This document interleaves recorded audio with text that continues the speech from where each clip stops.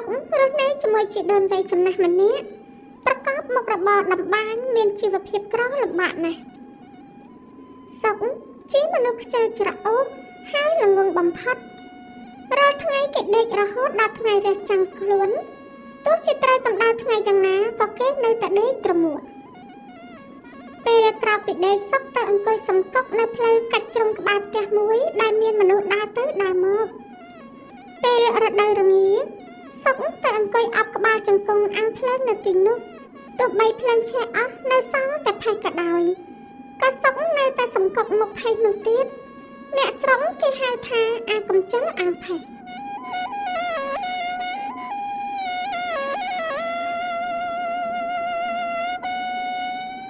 ថ្ងៃមួយ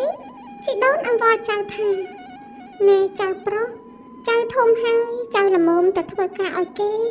គ្រាន់បានលុយខ្លះៗមកចិញ្ចឹមជីវិតណាចៅព្រោះយើងក្រណាស់ដោយការភ្ញាក់រលឹកនឹងអាណិតជីដូនពេកសុកងើបពីព្រលឹមធ្វើដំណើរទៅជួយធ្វើការឲ្យអ្នកភូមិគ្រាន់បានកម្រៃខ្លះៗឲ្យជីដូនប៉ុន្តែលុយកាក់ដែលសុកបានមកតម្រាំតែដល់ដល់ផ្ទះត្រូវជ្រុះអស់គ្មានសល់យាយបានទូមានចៅថាណែចៅម្ដេចក៏ចៅឯងមិនដាក់លុយក្នុងហោប៉ៅទៅវាមិនជ្រុះណាចៅសុកតបទៅវិញថាបាទលោកយាយចាំថ្ងៃក្រោយចៅនឹងដាក់វានៅក្នុងហោប៉ៅថ្ងៃបន្ទាប់សុកបានទៅជួយរំងាស់ស្ករត្នោតឲ្យកសិករម្នាក់រហូតដល់ថ្ងៃរសៀលកសិករបានឲ្យស្ករត្នោតទៅសុកមួយកូនក្អមផ្ញើទៅជីដូនរបស់គេ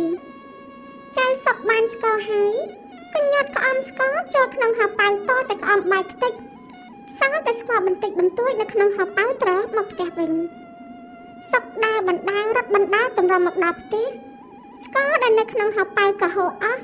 ថែមទាំងប្រឡាក់ខោហើយស្អិតពេញជើងយាយឃើញដូច្នេះក៏ស្ដីបន្ទោសឲ្យចៅថា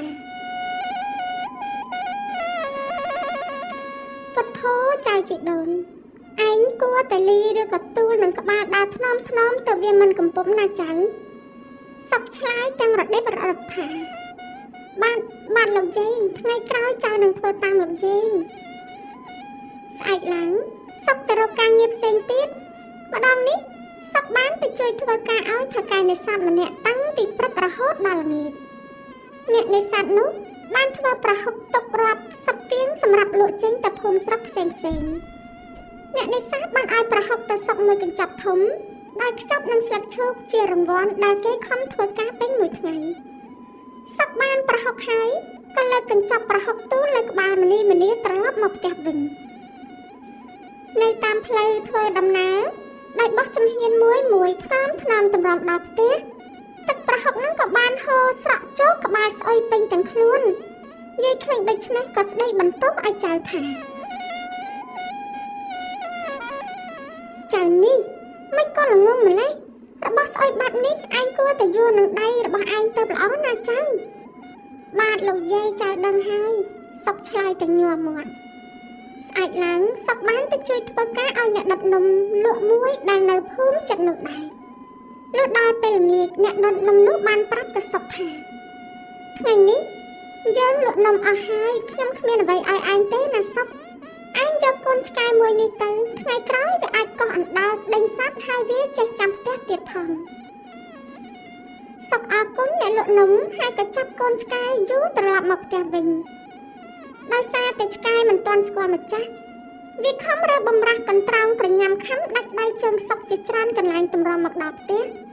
ឆ្កែក៏រើរួចហើយរត់ទៅផ្ទះម្ចាស់វាវិញនិយាយឃើញដូច្នេះក៏ស្ដីឲ្យចៅថា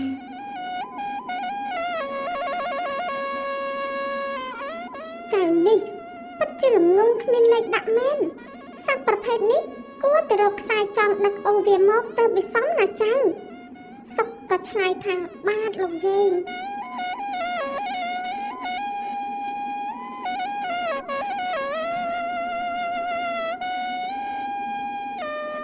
បន្ទាប់មកយាយក៏បានយកបាយកកបុកលាយនឹងសំបកកន្ទួតលាបលើរបួសឲ្យសុកត្រង់កន្លែងឆ្កែខាំក្រោយពីសុកជាសះស្បើយហើយសុកបានទៅជួយធ្វើការឲ្យចិនលក់សាច់ជ្រូកម្នាក់នៅឯផ្សារដោយក្តីអាណិតសុកផងថាការសាច់ជ្រូកក៏ឲ្យសាច់ជ្រូកមួយដុំធំទៅសុក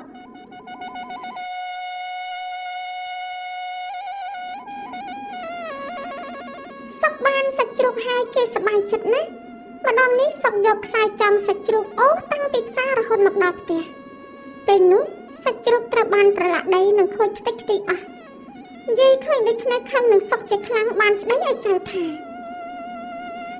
ណែចៅឯងឈួតទេដឹងរបស់បាត់នេះមិនក៏ចៅមិនយល់ឬក៏លីដាក់លើស្មាសុកតបថាបាទលោកយាយចៅដឹងហើយលុះថ្ងៃក្រោយមកទៀតសុកបានទៅជួយខ្វៀលពពែឲ្យដង្ខៅម្នាក់ដង្ខៅនោះសែនអាណិតសុកណាស់ដោយសារតែគាត់ឃើញគ្រួសារសុកក្រពេក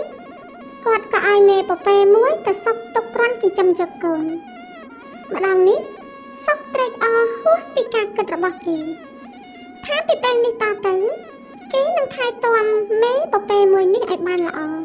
ថ្ងៃក្រោយមេពពែនេះនឹងកាត់កូនបានច្រើនមិនឲ្យជីដូនទាស់ចិត្តទៀតឡើយ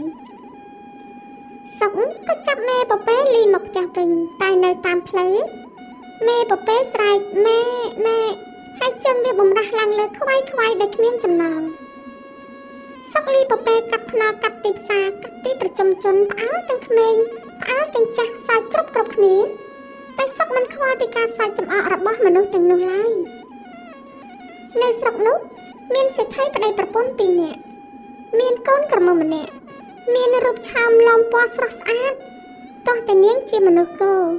ទោះជារកគ្រូពេទ្យព្យាបាលឬចំណាយប្រាក់អស់ច្រើនប៉ុណ្ណាក៏នាងមិនអាចនិយាយបានឡើយ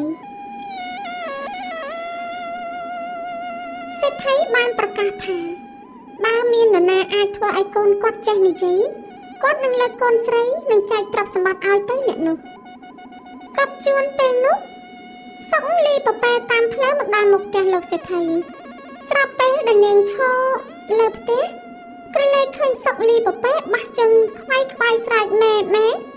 ស្រាប់តែនាងអស់សំណាយសើចក្អឹកទាំងមិនដឹងខ្លួនហើយលាន់មាត់ថាល្ងងមែនអាគាត់នេះឪពុកលឺដូច្នេះក៏ស្ទុះមកអង្រួនស្មាកូនសួរថាកូនស្រីកូននិយាយមែនឬពេលនោះកូនក៏ងក់ក្បាលហើយចង្អុលទៅសុកកំពុងលីពពែដើរតេះតាស់កាត់មុខផ្ទះ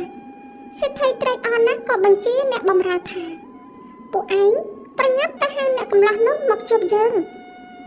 អ្នកបម្រើក៏នាំសុកមកជួបសេដ្ឋីបានសួរនាំចៅសុកហើយនិយាយថាយើងនេះជាមនុស្សគ្រប់ពាក្យសច្ចៈយើងសន្យានឹងរៀបការកូនស្រីឲ្យបើនរណាអាចធ្វើឲ្យកូនយើងចេះនិយាយឥឡូវគឺមានតែឯងម្នាក់ប៉ុណ្ណោះដូច្នេះចូលឯងទៅប្រាប់ក្រុមគ្រួសាររបស់ឯងទៅយើងនឹងរៀបការឯងជាមួយនឹងកូនស្រីរបស់យើងក្នុងពេលឆាប់នេះ